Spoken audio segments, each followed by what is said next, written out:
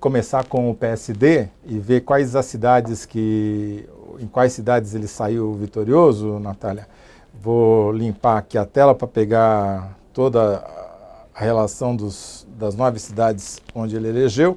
Então vamos começar por Belo Horizonte, que foi a maior cidade, né, a maior capital, que foi vitória agora no segundo turno do PSD.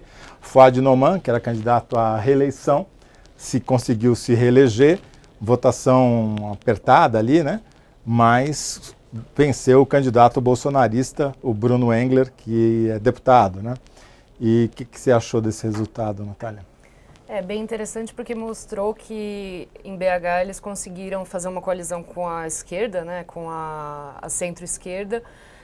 Também foi apertado, né? Na verdade, teve toda uma baixaria ali na última semana com a história do livro que estava sendo explorado. Conta essa história porque ela é boa.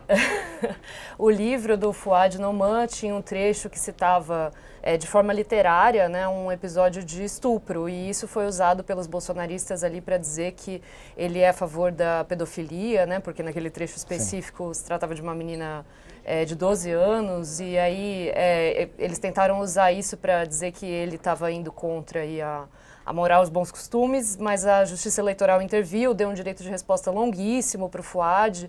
Então, a quantidade de minutos era maior do que o tempo de... É incrível, eu nunca vi, acho que foi o maior tempo de resposta que eu já vi.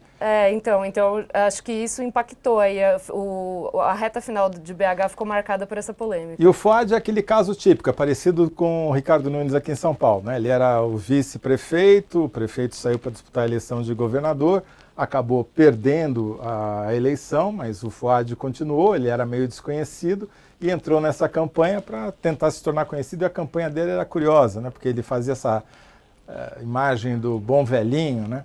E daí tem uma propaganda que eu jamais vou me esquecer, começaram a tirar sarro dele nas redes sociais porque ele usa suspensórios, né? E daí esse negócio de suspensório, dizem que eu sou velho, mas veja bem, eu compro os meus suspensórios na internet. E para que todo mundo pudesse comprar suspensório na internet, eu botei o Wi-Fi em todas as comunidades pobres de Belo Horizonte. Deu certo a tática do suspensório do Fouad. Bom, e o PSD já tinha eleito o Rio de Janeiro, né, em primeiro turno, né, o Eduardo Paes, quer dizer, ficou com 2 das 3 maiores capitais do país na sua conta e divide com o PMDB o maior eleitorado governado no país. Mas vamos passar para a segunda capital, onde ele também ganhou a eleição, que é Curitiba, vitória do Eduardo Pimentel, por uma margem bastante ampla, né? Um pouco maior até do que algumas pesquisas davam, 58% contra 42% da Cristina Graham, que é uma ex-jornalista, né, da TV Globo e tal. E aqui o Bolsonaro apoiou a perdedora, né? Exatamente. Ela teve o apoio também do Marçal, de outra cidade, né, que também ajudou a impulsionar ela, porque a popularidade digital do Marçal é muito grande, inclusive em Curitiba.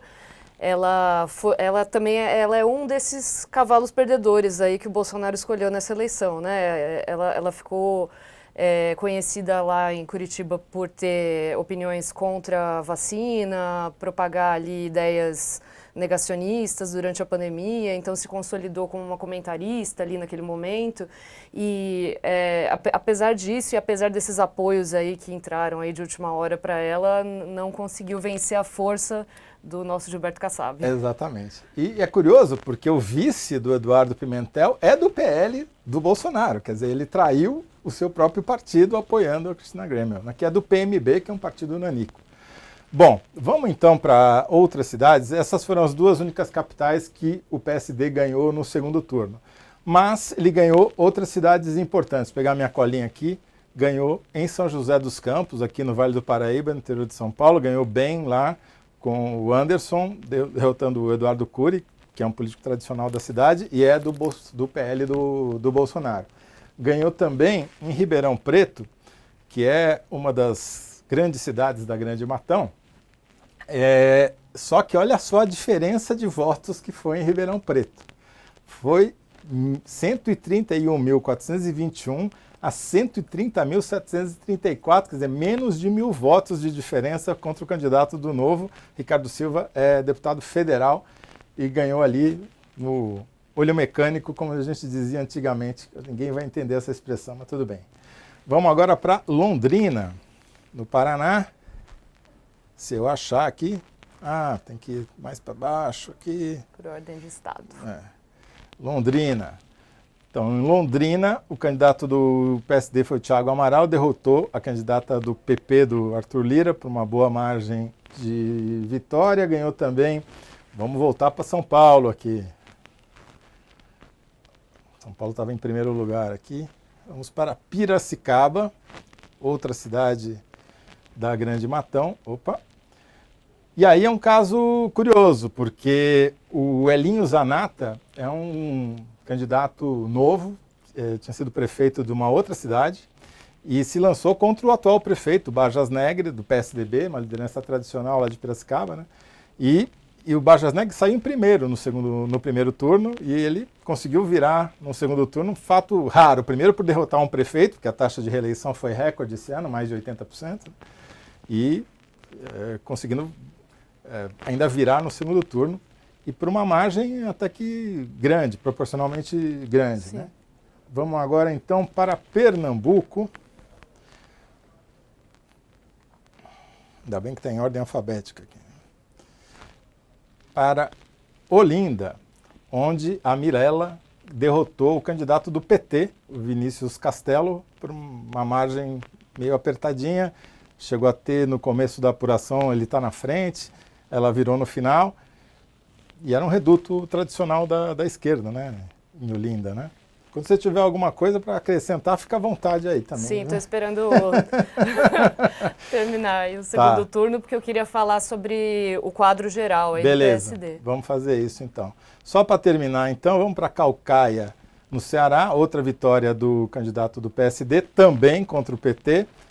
Ceará, né, um estado governado pelo PT, do atual ministro da Educação, onde o PT ganhou a prefeitura por uma margem estreitíssima hoje, no segundo turno, mas lá em Caucaia, que é um município importante, deu o PSD também. E, finalmente, a última eleição que demorou para sair o resultado, Uberaba, onde a Elisa Araújo acabou reeleita, né, a atual prefeita, acabou se reelegendo também com uma taxa boa.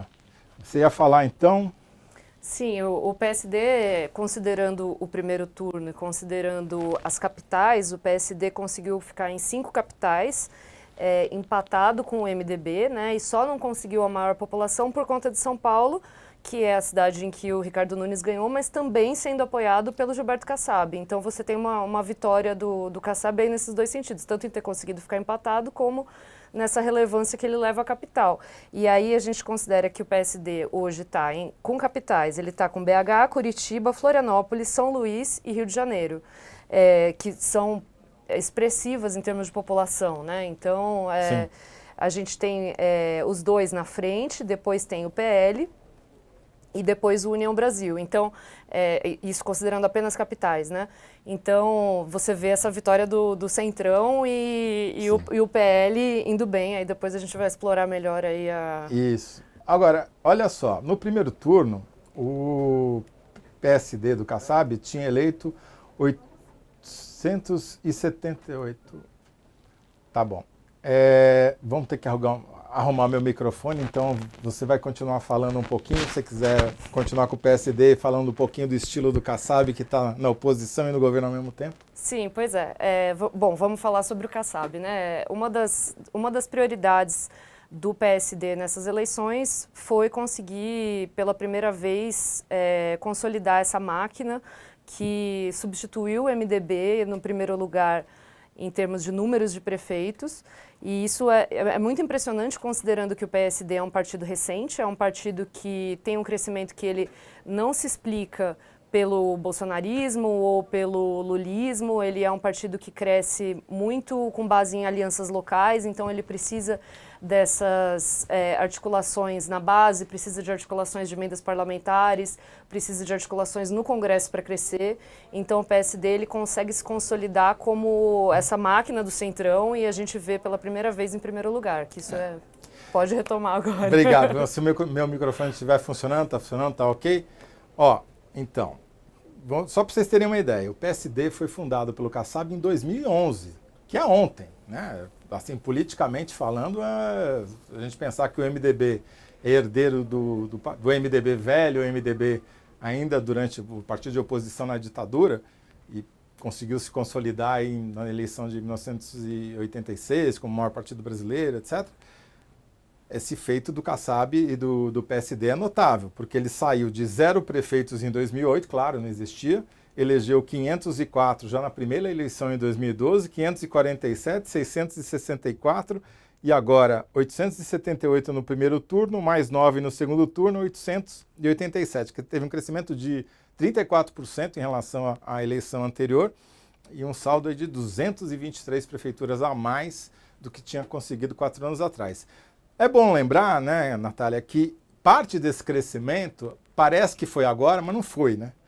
Quando o PSDB perde a eleição para governo de São Paulo 2 anos atrás, o Kassab sai campeando o estado de São Paulo e outros estados também, mas principalmente São Paulo, e consegue atrair vários prefeitos que eram do PSDB, que eram tucanos, para o seu partido. Quer dizer, ele já ganhou a eleição antes de as urnas haver candidato na urna. Sim, muito por conta da influência que ele tem sobre a distribuição de emendas aqui em São Paulo, né?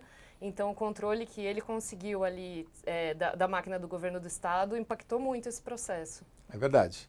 Bom, e é o partido também que tem mais prefeituras em São Paulo. Lembrando que o governador Tarcísio de Freitas é do Republicanos, que também cresceu, mas não cresceu tanto quanto o PSD.